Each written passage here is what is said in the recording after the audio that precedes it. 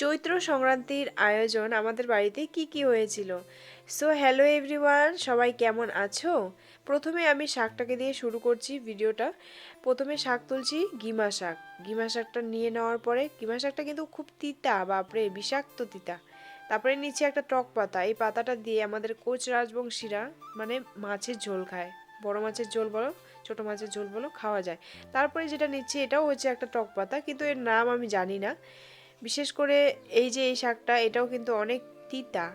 কাঞ্চি শাক, দণ্ডকলস সবাই বলে, কিন্তু এই যে পাতাটা ফুল না হওয়ার আগে খেতে হয়, ফুল হওয়ার পরে খেতে হয় না।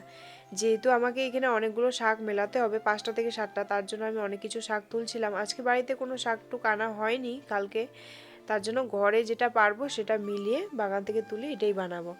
তারপরে কিছুটা শাক মানে মিলিয়ে নিয়ে কচু পাতাও তুলছিলাম, মানে ওই সব মিলিয়ে নিয়ে অনেকগুলো শাক মিলিয়ে এখানে টমেটো 2টা পেয়েছিলাম। তারপরে সজনার পাত দিয়ে দিয়েছিলাম। সজনার পাত নিয়ে অনেকগুলো শাক হয়ে গেছিলো।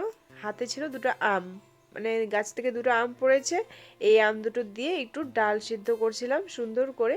ডালটাকে ঘুটনি মারবো এখন, চলো। ডালটা কিন্তু খুব সুন্দরভাবে সেদ্ধ হয়ে গেছে। এখন আছে আমার শাকটা কেটে নিয়েছি, শাকটাও খুব সুন্দর করে কুচি কুচি করে কেটে নিয়েছি। এটা ভাপাতে হবে, না হলে ভালো লাগবে না, একদম খসখসা হবে। তার সাথে আছে এই যে এটা বিশেষ ইম্পর্টেন্ট, সেটা হচ্ছে নিম পাতা।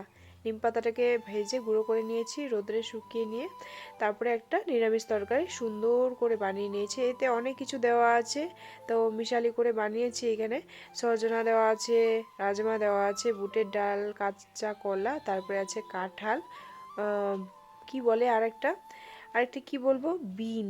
বিন দেওয়া আছে, পটল দেওয়া আছে, আলু দেওয়া আছে।